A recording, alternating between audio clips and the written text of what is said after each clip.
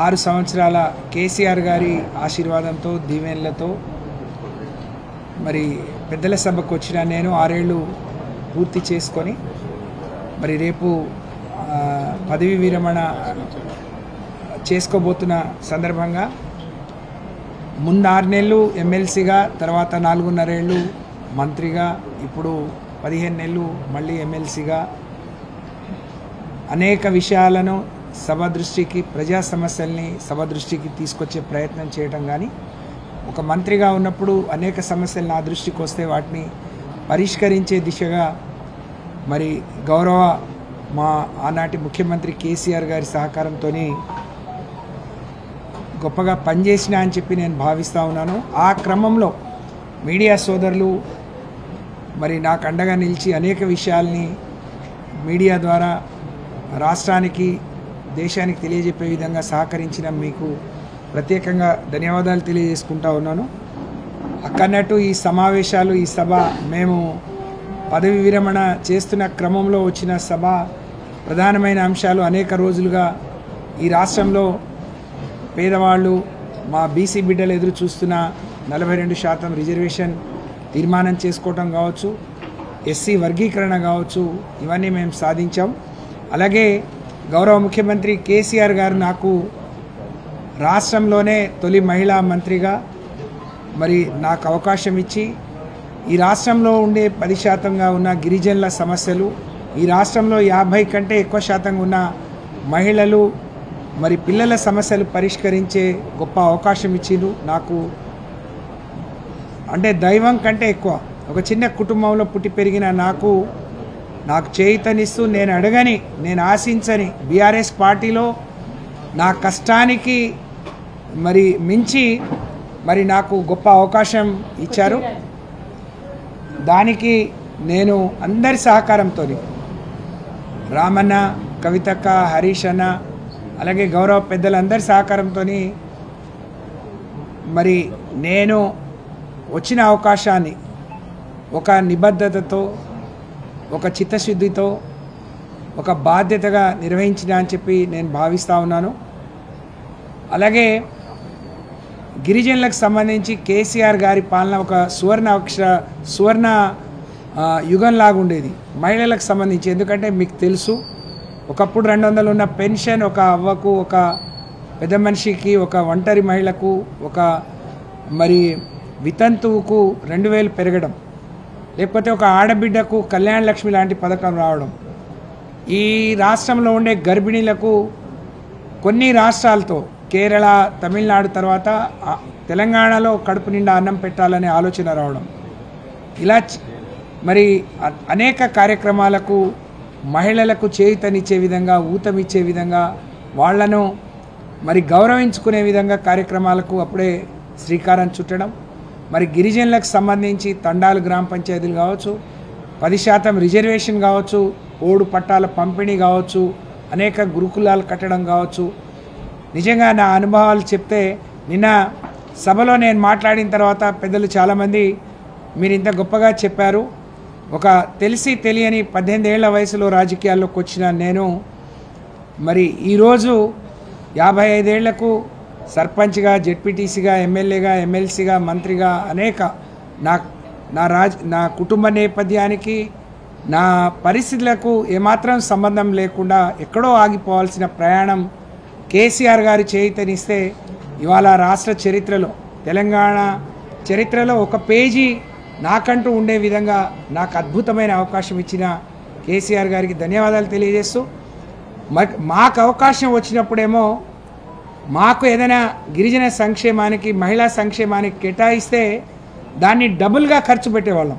ఇక్కడ అన్న మంత్రిగా పనిచేశారు, వారు స్పీకర్గా పనిచేశారు. ఎందుకంటే కేసీఆర్ గారు తెలంగాణ సాధించిన తర్వాత ఎస్సీ ఎస్టీలకు సప్లాన్ తీసుకొచ్చి అందులో కేటాయించిన నిధులు ఏదైనా కారణంతో కొంత ఖర్చు కాకపోతే దాన్ని క్యారీ ఫార్వర్డ్ చేస్తూ ఖర్చు పెట్టేవాళ్ళు.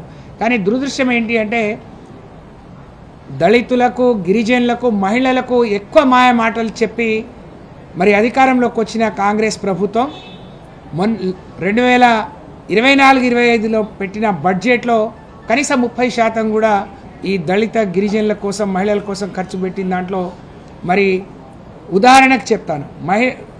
గిరిజన సంక్షేమానికి 17,000 కోట్లు మరి పోయిన సంవత్సరం పెడితే బడ్జెట్లో పెట్టుకుంటే ఖర్చు చేసింది కేవలం 6,000 కోట్లు మాత్రమే. 11,000 పైచిలకు కోట్లను మిగిలించుకున్నారు. మళ్ళీ ఇప్పుడు కూడా 17,000 పెట్టారు.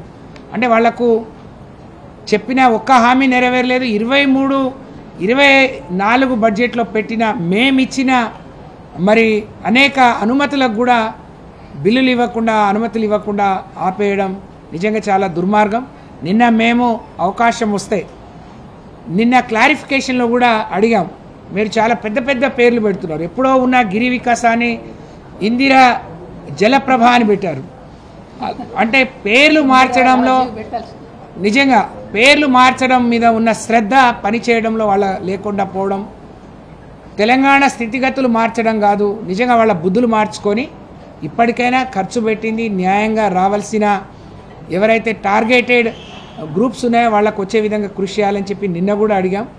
కాబట్టి ఏం మాట్లాడినా మరి గత ప్రభుత్వాన్ని నిందించడం, కేసీఆర్ గారిని నిందించడమే పనిగా పెట్టుకున్నారు తప్ప పరిపాలన మీద పట్టు లేదు, ఒక టీం వర్క్ లేదు, ఒక సమన్వయం లేదు. ఒక మంత్రి ఏం మాట్లాడతాడో, ముఖ్యమంత్రి ఏం మాట్లాడతాడో ఎవరికి అర్థం కాకుండా అయోమయంలో పడేసే పరిస్థితి నిజంగా ఈ రాష్ట్రానికి రావడం నిజంగా చాలా దారుణం. ఏ లక్ష్యంతోనైతే ఈ రాష్ట్రాన్ని సాధించుకున్నారో ఆ రోజు చావు నోట్లో తలపెట్టి కేసీఆర్ గారు తెలంగాణ కోసం కొట్లాడి తీసుకొస్తే 10 ఏళ్ళు బ్రహ్మాండంగా అక్కన్నట్టు ఈ దేశంలో అగ్రగామిగా నిలబడ్డ ఈ రాష్ట్రం పురోగమన వైపు పయనిస్తుంది. మరి దీనికి ఎక్కడో అక్కడ ఫుల్ స్టాప్ పెట్టాలి. దానికి మరి 27 తారీఖు ఏప్రిల్ 27 తారీఖు జరిగే బీఆర్ఎస్ పార్టీ సభ దానికి ఒక వేదిక కావాలి. దాని నుంచి ప్రజలు ఇప్పటికే ఆలోచిస్తూ ఉన్నారు. మరి చిన్న పొరపాటు జరిగిపోయింది, ఏ విధంగా సరిదిద్దుకోవాలి, ఇంకేదైనా మధ్యలో అవకాశం ఉంటుందా అని ఎదురు చూస్తున్నారు.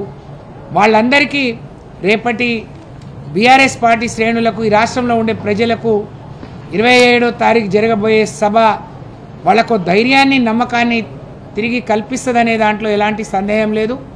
ఇవాళ మేము మరి ఇక్కడ ఎమ్మెల్సీలుగా రిటైర్ అవుతున్నాం. పుట్టినప్పటి నుంచి తెలిసి తెలియని వయసులో రాజకీయాల్లోకి వచ్చినాం. ఆ రోజు నుంచి ప్రజలతో అనుబంధం ఉంది. కష్టపడి అనేక ఒడిదొడుగులు ఎదుర్కొని ఇక్కడికి వరకు వచ్చాం. తప్పకుండా మా కంఠంలో ప్రాణం ఉన్నంత వరకు నేను ఇవాళ ఎమ్మెల్సీగా, మాజీ మంత్రిగా ఇక్కడి నుంచి రిటైర్ అవుతున్నాను అంటే అనేక దశల్లో మరి నాకు అన్ని స్థాయిలో అండగా నిలబడ్డ మా ప్రజలు మరి తప్పకుండా నేను ఇక్కడికి రావడానికి కారకులు.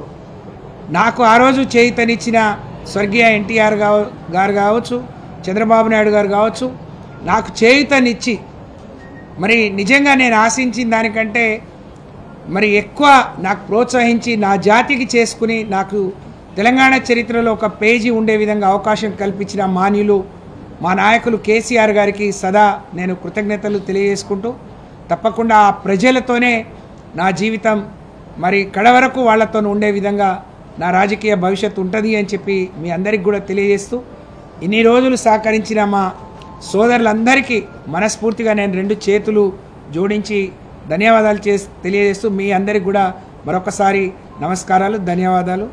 జై తెలంగాణ.